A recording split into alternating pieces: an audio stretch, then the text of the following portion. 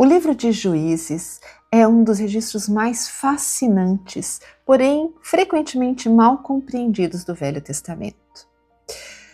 Ele narra um período turbulento da história de Israel, o tempo entre a morte de Josué e o reinado de Saul. Durante essa era, Israel não era uma nação unificada sobre um governo central, mas uma confederação de tribos que frequentemente se desviavam da adoração de Jeová para servir deuses cananeus. Em resposta à sua apostasia, o Senhor frequentemente permitia que os israelitas fossem oprimidos por seus vizinhos. Quando o povo se arrependia e clamava por libertação, o Senhor então levantava um juiz, ou Sofetim em hebraico, para liderá-los contra seus inimigos. Esses juízes não eram magistrados em um tribunal legal moderno. Eram líderes militares e heróis espirituais, inspirados por Deus para libertar o povo.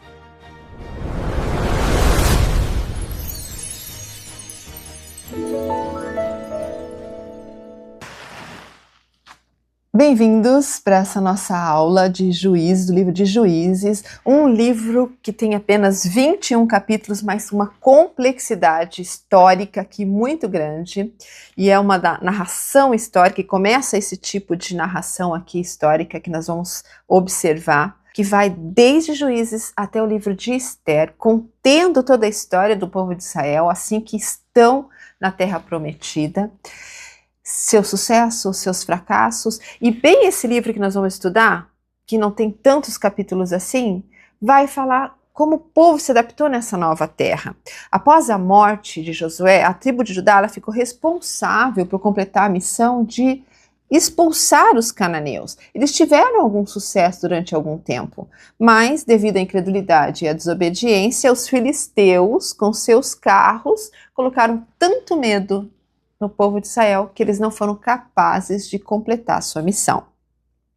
Se nós pudéssemos dar uma escritura tema para esse livro, seria com certeza Juízes 21, versículo 25, que diz assim: naqueles dias não havia rei em Israel, porém cada um fazia o que parecia reto a seus olhos.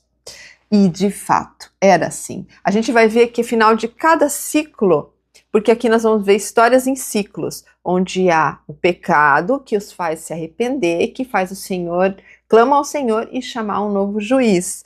Esse quadro do pecado a gente pode visualizar aqui, ó. Os israelitas pecam, ou seja, eles se esquecem do Senhor.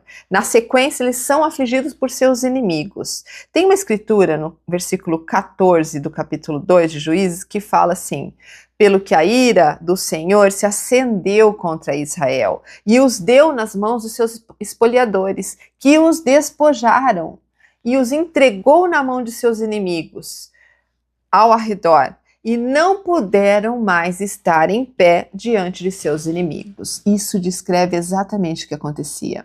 Quando eles esqueciam do Senhor, quando eles o desobedeciam e se entregavam à idolatria, os seus inimigos vinham e venciam sobre eles. E então, continuando esse ciclo, eles clamam ao Senhor, eles se arrependem de ter feito tudo errado e clamam para o Senhor os livrar. Então o Senhor, magnânimo, mais uma vez os ouve e chama um juiz. Olha o versículo 18 e 19. E quando o Senhor lhes levantava juízes, o Senhor era com o juiz e os livrava da mão dos seus inimigos todos os dias daquele juiz. Porquanto o Senhor se compadecia do gemido deles, por causa dos que oprimiam e afligiam. Porém, sucedia que, falecendo o juiz, retornavam e se corrompiam mais do que seus pais, andando após os outros deuses, servindo-os e encurvando-se a eles. Não abandonavam nenhuma de suas práticas, nem o seu obstinado caminho. E esse era o ciclo constante de juiz em juiz. O povo tem pecado, o povo é perseguido pelos seus inimigos, eles clamam, o Senhor levanta um juiz. A gente vai ver isso repetidas vezes. Se a gente pudesse dividir o livro de Juízes em 3 partes, como normalmente fazemos aqui, a gente vai ver um padrão. Do livro 1 até o livro 3, de Juízes. Aqui a gente vai ver os esforços contínuos de Israel de conquistar a terra. Judá vai ser chamado para fazer esse papel e vai fazer durante algum tempo bem esse papel, mas não vão completar a tarefa.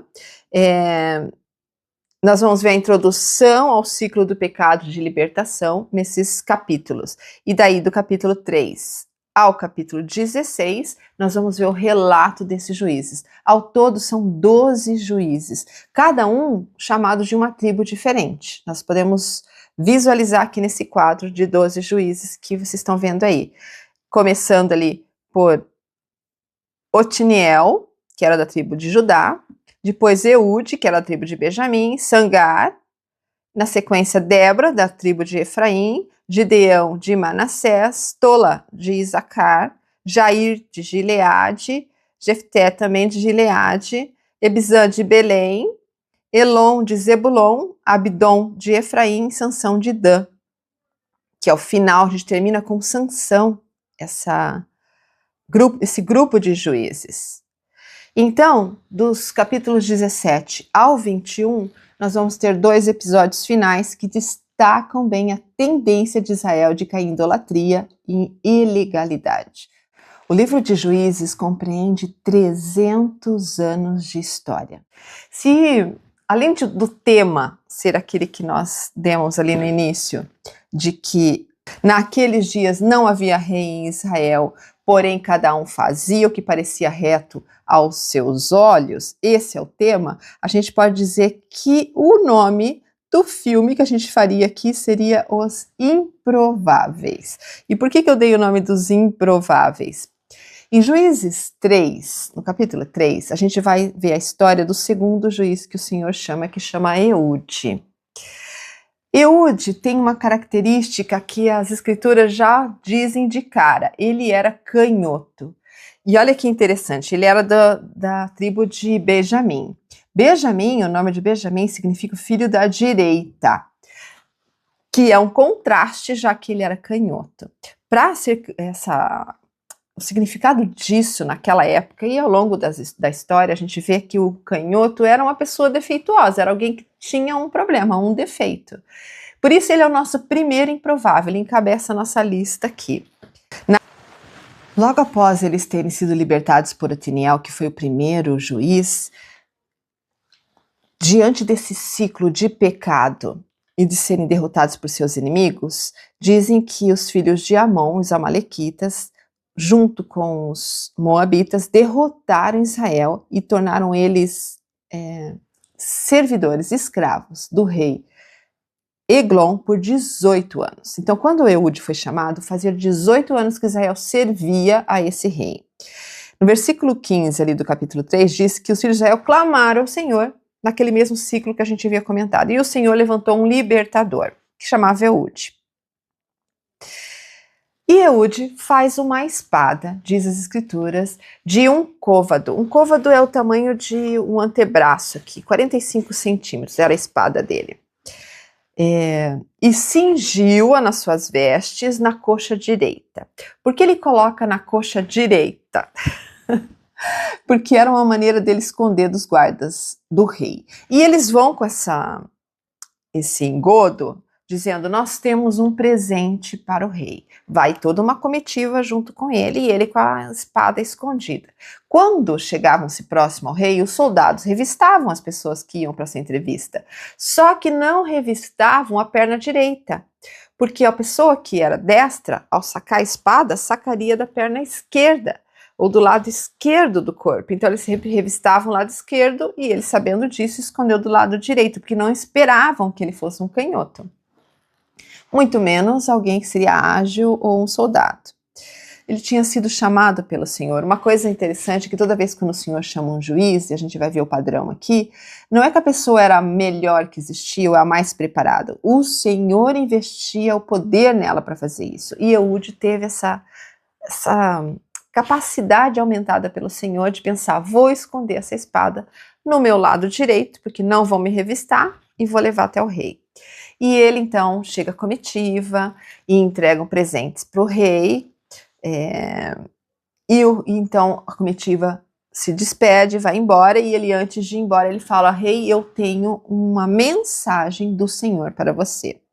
Ele fala isso, uma mensagem secreta. Então o rei se despede de todo mundo, fica só ele e o rei estava num espaço que as escrituras dizem aqui, um quarto fresco, que tinha só para si. Esse quarto fresco também era o lugar onde ele fazia suas necessidades. Seria para nós um banheiro. Ele estava lá no banheiro dele, que era perto do lugar onde ele tinha as entrevistas. Vamos imaginar isso aqui. E então ele se levanta para ouvir o que Eude queria dizer. Essa mensagem secreta que o Senhor tinha para ele. Quando ele se levanta, Eude saca sua pequena espada, uma faca um pouquinho maior, e crava no abdômen do rei. E o rei era gordinho, de tal forma, tão gordinho, que a espada, diz as escrituras, que enfiou até empunhadura. E a gordura encerrou a lâmina, tá? Isso no versículo 22. Ou seja, quase ele perde a mão dentro da barriga do rei com a espada. E quando ele faz isso, diz as escrituras, e saiu-lhe o excremento. Ou seja, na hora, eu imaginando, não tem detalhes aqui, possivelmente o jeito que ele enfiou, e para ser tão fatal, deve ter atingido o intestino, e ele então defecou e saiu fezes na mesma hora. Eude saiu do vestíbulo, fechou atrás de si as portas do quarto e trancou-as. E saindo ele, vieram os servos, e viram, eis que as portas estavam fechadas, e disseram: sem dúvida, o rei está fazendo as suas necessidades na recâmara do quarto fresco. Diz as escrituras, versículo 24. O fato é que o Senhor dá nas mãos de Eude, o rei moabita, e por isso eles têm 80 anos livres.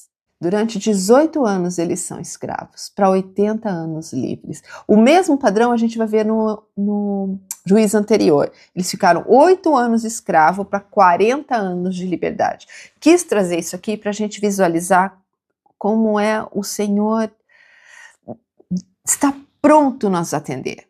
Ele deseja a nossa felicidade, Ele quer nos abençoar. E nos dá muito mais bênçãos do que maldição, se a gente perceber aqui. E eu gosto de pensar isso na nossa vida mesmo, quando a gente pensa nos nossos problemas, nas nossas dificuldades. A próxima juiz, ou a juíza improvável, é uma mulher, a gente já disse, era um canhoto, agora vem uma mulher, é Débora. E a Débora vivia numa época em que, mais uma vez, naquele ciclo do pecado, Israel vai pecar e vai se constituir mais uma juíza. O rei Jabim vivia na época de Débora, e ele era rei de Hazor, uma das maiores cidades-estados cananeia, e Cícera era o seu capitão. Conta as escrituras que eles tinham 900 carros de ferro. Essa posição do exército de ter carros, a gente já viu isso lá entre os egípcios, não era qualquer um que tinha esses carros, essa tecnologia de guerra. Mas aqui o rei Jabim, da maior cidade cananeia, tinha esses 900 carros, e isso era o motivo de Israel temer muito isso. As escrituras no capítulo 4, versículo 6 diz o seguinte: e mandou chamar Baraque, filho de Abinoão, de Quedes de Naphtali, e disse-lhes: porventura o Senhor Deus de Israel não deu ordem, dizendo: vai e atraí gente ao monte Tabor, e toma contigo 10.000 homens dos filhos de Naphtali e dos filhos de Zebulon? E atrairei a ti para o ribeiro de Quisson Cícera, capitão do exército de Jabim, com os seus carros e com sua multidão, e o darei na tua mão.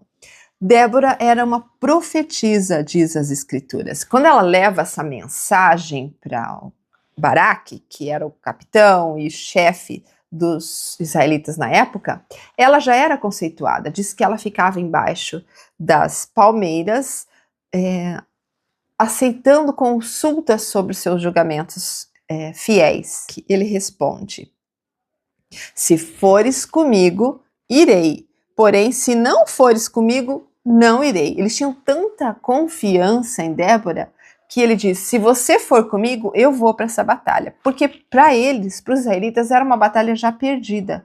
Eles nem queriam entrar nesse tipo de briga. Então, no versículo 9, ela fala assim: certamente irei contigo, porém não será tua a honra pelo caminho que seguirás, pois a mão de uma mulher o Senhor venderá a Sísera. E Débora se levantou e partiu com Baraque para Quedes.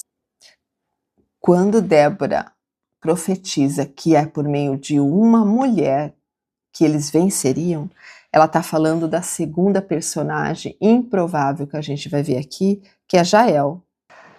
Jael era uma quenita, ela era esposa de Éber.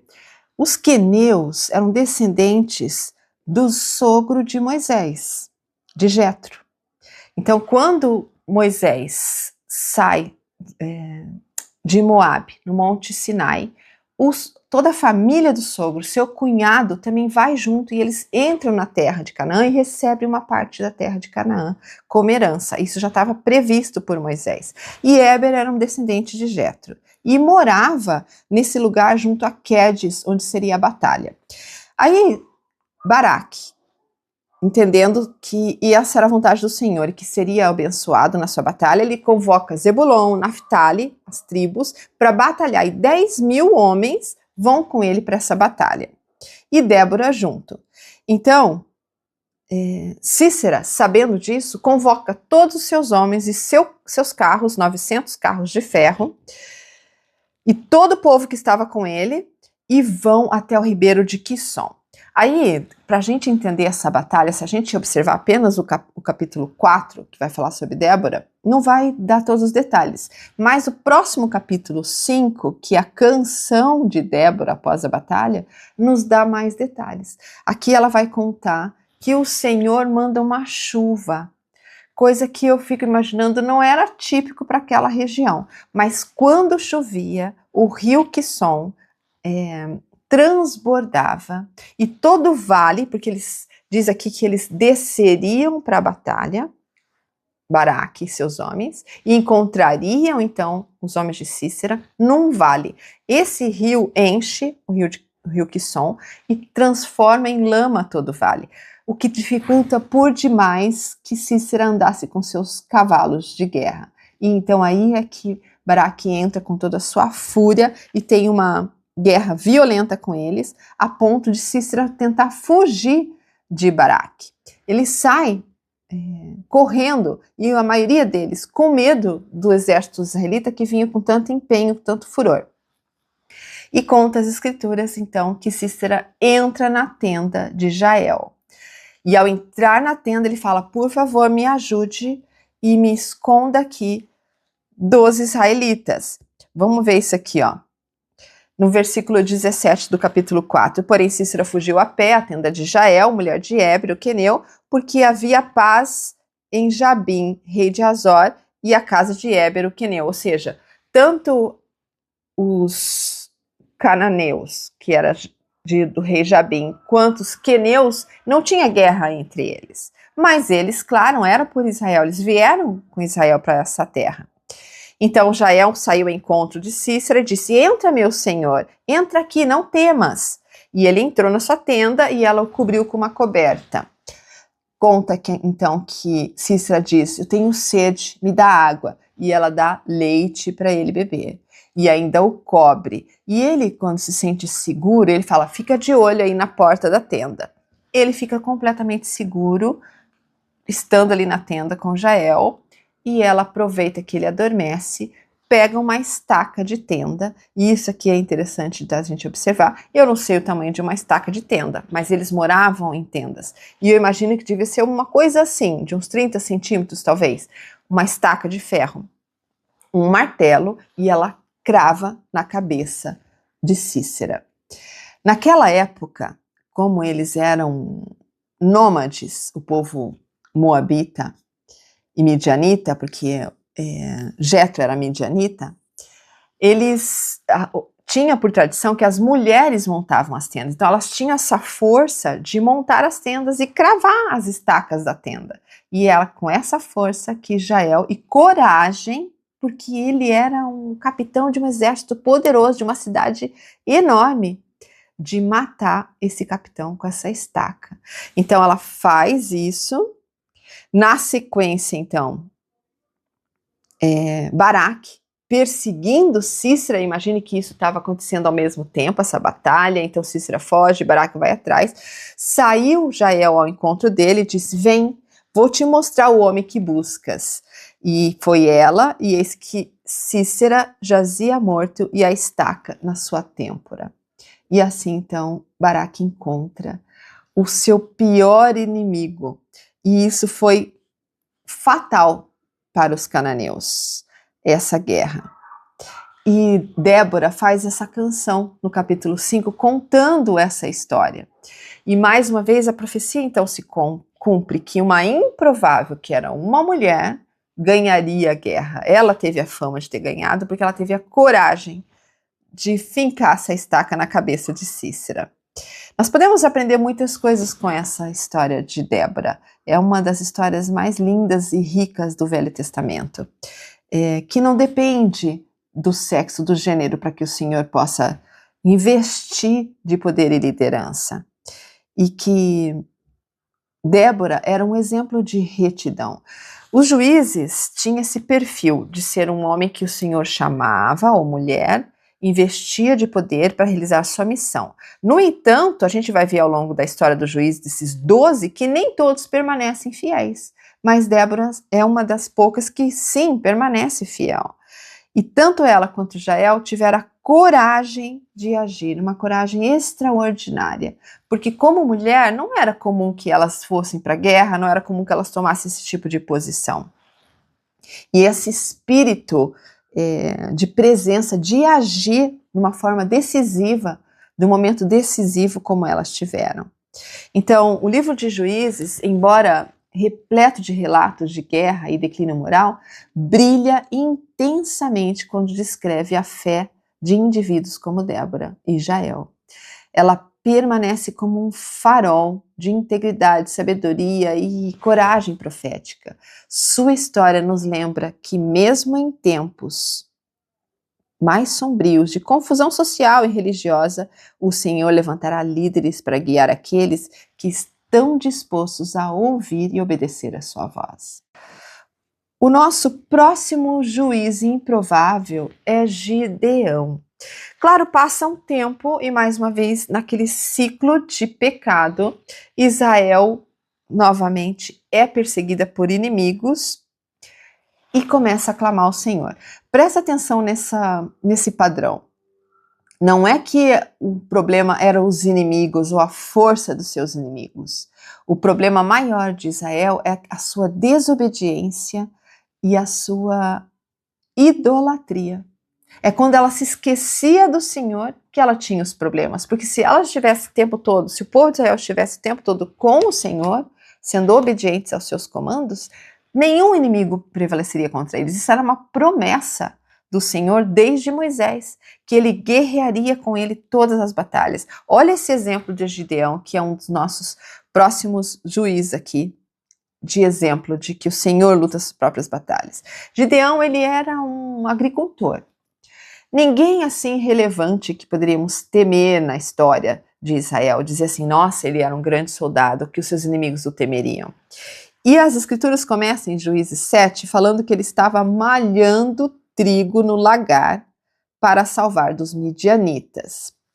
Aqui nós vamos ver eles tentando lutar contra os midianitas. Os midianitas, os amalequitas e os amonitas eram povos nômades que viviam saqueando o que era de Israel. Então toda vez que eles plantavam, eles iam lá antes da colheita e tirava tudo do campo. Era como gafanhotos, diz as escrituras. Eles chegavam como gafanhotos nas colheitas dos israelitas, levavam tudo os seus campos, levavam seus rebanhos. Então eles viviam nessa angústia de serem saqueados e roubados durante anos. Eles não conseguiam se livrar desse jugo. E isso já estava se passando durante muitos anos, quando o Senhor vai chamar Gideão.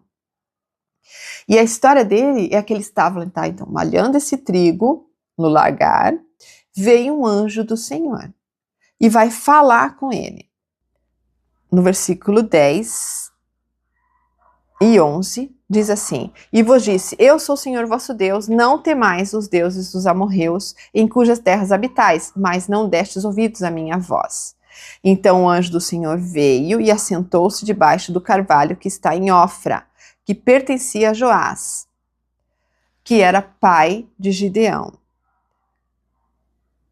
E disse assim: O Senhor está contigo, homem valoroso. É essa mensagem que o anjo diz. E Gideão diz assim: ai meu Senhor, se o Senhor é conosco, por que tudo isso nos sobreveio? Por que esses midianitas estão sempre nos empobrecendo? E ele continua: e que é feito de todas as suas maravilhas que nossos pais nos contaram, dizendo, não fez o Senhor subir do Egito? Gideão não viveu isso. Ele era uma geração muito após as que entrou na terra de Canaã, terra prometida. Aqui, vamos imaginar que já tinham se passado mais de 100 anos. Ele não era a geração que entrou. Porém, agora o Senhor nos desamparou e nos deu nas mãos dos midianitas. Então o Senhor olhou para ele e disse: vai nessa tua força e livrarás Israel das mãos dos midianitas, porventura não enviei eu? E ele disse: ai meu Senhor, como livrarei Israel? Eis que a minha família é a mais pobre de Manassés, e eu o menor da casa de meu pai. E o anjo fala com ele no versículo 16, dizendo assim: porquanto eu hei de ser contigo, tu ferirás os midianitas como se fosse um só homem. E esse é o efeito de se escolher um improvável, de dar a ele a capacidade de realizar essa missão. Então ele fala assim: se graças a comigo o Senhor me deu um sinal. E ele fala: por favor, não se aparte de mim, até que eu volte. Então Gideão vai lá, prepara um cabrito, bolos ázimos, diz as escrituras, de 1 éfa de farinha. E ele coloca tudo num cesto e leva até o anjo. E chegando lá, o anjo disse: pega essa carne e os bolos e põe sobre esta penha e verte o caldo em cima dela. E assim ele fez. E o anjo então estendeu a ponta do seu cajado, tocou o sacrifício, e esse sacrifício então foi queimado por um fogo, e então o anjo sumiu. E ali Gideão sabia que era do Senhor, que era um mensageiro do Senhor. Naquela mesma noite, o Senhor pede para que Gideão destrua todos os altares para Baal que seu pai e os membros da sua tribo tinham levantado. Deixa eu explicar um pouquinho sobre Baal. Baal era um deus cananeu, que os cananeus adoravam. Baal é a versão masculina e Asterote é a versão feminina de Baal. Baal era o deus do raio, da umidade, da chuva, tinha esse simbolismo. E, naquela época, eles montavam um poste que servia como ídolo para Baal. E todos tinham isso como símbolo do ídolo de Baal. E o Senhor disse para ele que destruísse esses ídolos. Então ele pega o boi, como o Senhor tinha instruído, toma o boi de teu pai, o segundo boi de 7 anos, e derruba o altar de Baal, que é teu pai, e corta o poste ídolo que está ao pé dele. E edifica ao Senhor teu Deus um altar no cume deste lugar forte. E ele faz isso, ele destrói esse altar de Baal do seu pai e dos homens ao seu redor, da sua comunidade. Diz que ele, ouvindo isso à noite, toma 10 homens dentre os seus servos e fez isso à noite porque temia o povo, no versículo 27. E quando amanhece, os homens chegam no versículo 29, ali diz: quem fez esta coisa? Perguntando, inquiriram e disseram: foi Gideão, filho de Joás. E Joás vai defender o seu filho, porque quando os homens chegam na sua casa, diz: quem derrubou os nossos deuses? Ele fala assim: por acaso vocês vão lutar no lugar de seus deuses? Deixa que Baal lute as suas causas. Então eles não fazem mal para Gideão, e Gideão é chamado para libertar esse povo, e ele toca sua trombeta, diz as escrituras, e reúne 32 1000 soldados da tribo de Manassés, Naftali, Zebulon e Asser. Então o Senhor chega para Gideão e diz: é muito. E no versículo 2 do capítulo 7, muito é o povo que está contigo, para eu dar aos midianitas em sua mão, a fim de que Israel não se glorie contra mim, dizendo: a minha mão me livrou.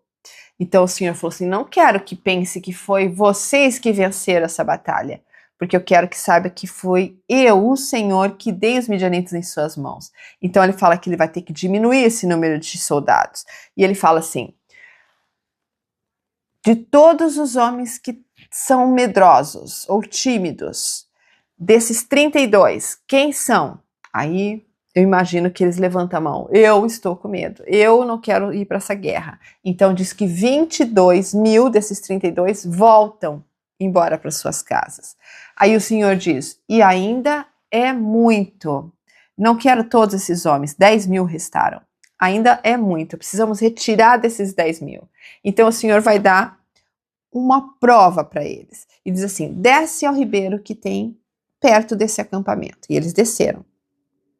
E qualquer que beber águas com a sua língua, como lambe o cão, esse porás à parte, como também todo aquele que se abaixar de joelhos para beber.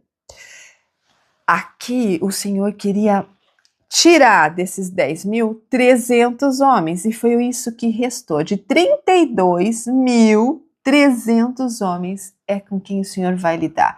Esses 300 homens foram aqueles que lamberam as águas como cão.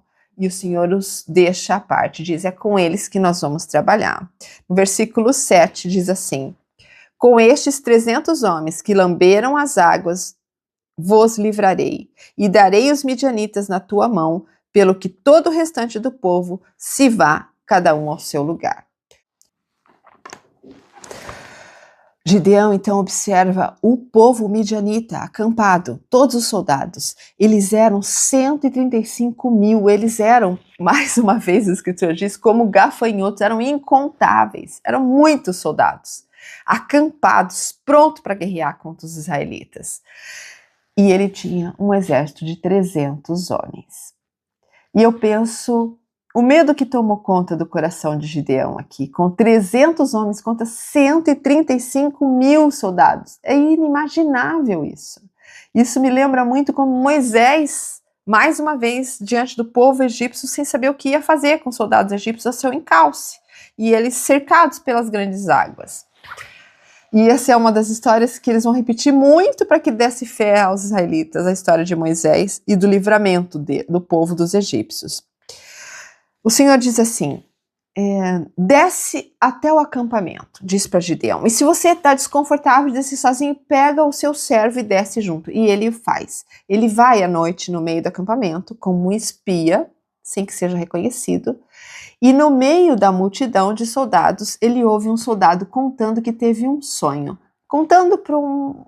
Eu fico imaginando a cena, se fosse um filme, estariam todos ao redor de uma fogueira, conversando, os soldados à noite, isso já era à noite. E um dos soldados conta: eu tive um sonho. No sonho, um pão de centeio sai vagueando pelo acampamento e sai de encontro a uma tenda e derruba uma tenda. Não é isso um aviso de que, assim como o pão derrubou uma tenda, os israelitas derrubarão esse acampamento de midianitas? Quando Gideão ouve isso, ele ganha a esperança no seu coração e vai correndo e diz para os seus soldados: nós vamos tomar os midianitas, e vai ser nessa noite. E o Senhor instrui de que ele deveria dividir o grupo de 300 homens em 3 grupos. E ele divide. Ele deu a cada homem uma buzina, que é o shofar que a gente já viu lá quando eles tomam Jericó. E um cântaro vazio e uma tocha acesa. No meio da noite, eles cercaram o acampamento midianita e, ao sinal de Gideão, todos tocaram a buzina e quebraram os cântaros para revelar as tochas e gritaram: a espada do Senhor e de Gideão. Isso está no versículo 20 do capítulo 7. E confusos e aterrorizados com esse barulho repentino e pelo brilho das luzes no escuro, os midianitas entram em pânico. E nessa confusão, eles imaginam que tem um exército enorme, muito maior do que os 300 homens que estavam seguindo Gideão. E eles, nessa confusão, então, começam a guerrear um contra o outro, a sair correndo, desesperados, com medo. Eles fogem e nisso Gideão chega no acampamento e mata todos os midianitas ali. E a vitória é por completa do Senhor nessa ocasião, porque nessa desordem eles fogem. Assim como Gideão, nós podemos nos sentir sobrecarregados pelas multidões de midianitas em nossas próprias vidas. Desafios, tentações ou fardos que parecem grandes demais, mas se seguirmos as instruções com exatidão e fé, descobriremos que com o Senhor a maioria é um. Aqui a gente trouxe 3 personagens, 3 juízes que exemplificam como o Senhor trabalha conosco, o padrão que o Senhor trabalha conosco, de nos escolher mesmo sendo improváveis. Se nós pensarmos, como diz as Escrituras, que das coisas fracas e pequenas tornará forte, como o Senhor coloca, que outros personagens a gente pode encontrar que vivem esse padrão? Eu, na minha mente, já vi o próprio Joseph Smith na Restauração, um menino de 14 anos, com pouco conhecimento, mesmo cultural, ou de capacidade de conhecer as Escrituras, foi chamado. Nefe, o mais novo dentre seus irmãos. Moisés, o próprio Moisés, que mal tinha identidade se ele era um egípcio, se ele era um israelita, teve que sair fugido porque tinha tido uma situação de matar um egípcio. Os improváveis é o formato que o Senhor tem escolhido e o próprio Salvador é um exemplo disso. Isaías, quando fala do Salvador, no capítulo 9, versículo 6, ele fala assim: porque um menino nos nasceu, um filho se nos deu, e o principado está sobre os seus ombros, e o seu nome se chamará Maravilhoso, Conselheiro, Deus Forte, Pai da Eternidade, Príncipe da Paz. Enquanto os israelitas esperavam um libertador forte, um guerreiro para os libertar do governo romano, veio um menino, nascido numa manjedoura, que não tinha beleza, que não tinha riqueza e que não era forte. Ele era um inesperado. Ele era um improvável dentro da categoria dos improváveis. E assim foi com o próprio Salvador. Elder Bednar, quando foi chamado para compor o quórum dos 12 apóstolos, isso há mais de 20 anos, conta uma experiência que ele teve ao participar da sua primeira conferência geral. Ele ia dar o seu primeiro discurso como apóstolo numa conferência geral. E ele disse que estava ansioso sobre isso. E eu fico imaginando. Ele conta que o presidente Hinckley o chamou como apóstolo. E quando o chamou, disse: você só vai ser desobrigado depois que morrer. Ou seja, é um chamado para toda a vida. Ele tinha 52 anos de idade. Um menino de 52 anos de idade. E já está servindo há mais de 20 anos. E ele disse que ele então iria falar naquela conferência, e eu imagino que devia estar muito apreensivo pela sua performance como apóstolo ali, por um chamado tão importante, de tanto tempo assim, né? De que sabe como é servir ao longo tempo. Ele disse que se ele pudesse, ele gostaria que tocasse nessa conferência um dos seus hinos preferidos, o seu hino favorito, que é Redeemer of Israel, ou seja, para nós em português, Cantando Louvamos. Eu amo esse hino. No nosso cenário, se eu não me engano, ele é o número 50, se eu não estou enganada. E é um hino maravilhoso. E ele disse que esse é o hino favorito. Ele falou: eu queria tanto que pudesse tocar esse hino na conferência, porque é a minha primeira conferência e tudo mais. E que, para surpresa dele, quando o presidente Monson anunciou que esse hino seria cantado, ele disse que foi uma resposta do Senhor para ele, de que estava com ele. Parece uma coisa simples, uma grande coincidência, mas como pode, em 300 hinos que existe no inário, aquele que ele mais amava ser tocado nesse momento tão especial para ele, era o Senhor dizendo: estou contigo. E os midianitas serão como um só homem, ou seja, todo esse serviço que parece tão difícil e desafiador será como um só homem. e estou contigo. Ele disse que esse era o sentimento. E o hino fala sobre como o Senhor livrou os israelitas e que de noite era uma coluna de fogo e de dia era como uma nuvem os guiando. É muito lindo esse hino. A gente pode perceber que o Senhor está pronto a nos ajudar quando nos chama, mesmo quando nos sentimos como um improvável, como o Elder Bednar compartilha aqui. Presidente Nelson, falando um pouco a respeito disso, ele fala assim: por meio de sua expiação, o Senhor Jesus Cristo venceu o mundo. Portanto, ele é poderoso para purificá-los de toda iniquidade. Ele os livrará de suas circunstâncias mais excruciantes, à sua própria maneira e ao seu próprio tempo. Ao se achegarem a ele com fé, ele os guiará, preservará e protegerá. Ele curará seu coração partido e os consolará em sua angústia. Ele lhes dará acesso ao seu poder e ele fará com que o impossível em sua vida se torne possível.